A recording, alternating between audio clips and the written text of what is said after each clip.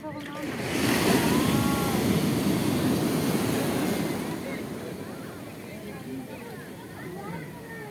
যখন আসবে তখন তো জুম করে আওয়াজটা তখন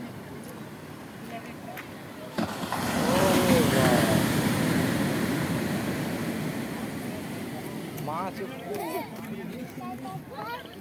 যাবে না, বেশি কাছে যাবে না, পড়ে যাবে।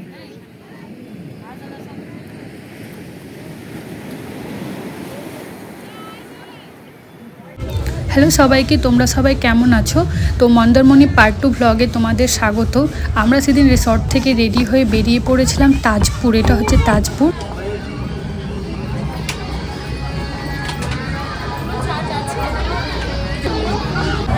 রিসর্ট থেকে যেহেতু আমরা সকাল সকাল বেরিয়ে পড়েছি, তাই কিছু খাওয়া হয়নি। এখানে খাবার অর্ডার দিয়েছি, বাট বানাতে বেশ কিছুক্ষণ সময় লাগবে।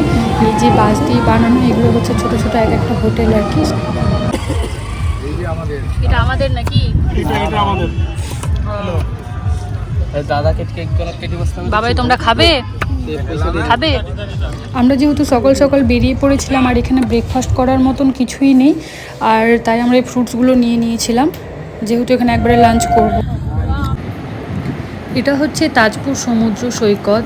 ভিড়টা খুব কম, চারিদিকে প্রকৃতিতে ভর্তি এবং সামনেই নীল সমুদ্র আর নরম বালি আর ঠান্ডা ঠান্ডা হাওয়া।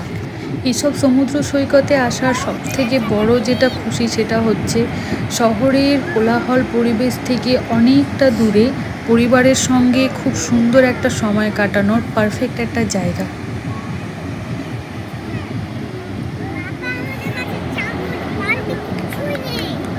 হ্যাঁ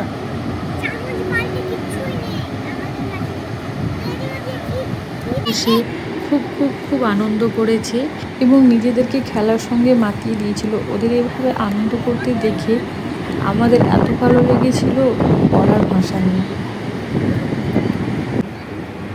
সমুদ্র তো যা আছে, চারিদিকে প্রাকৃতিক পরিবেশগুলো এতটাই মনোমুগ্ধকর ছিল, অসাধারণ লাগছিল।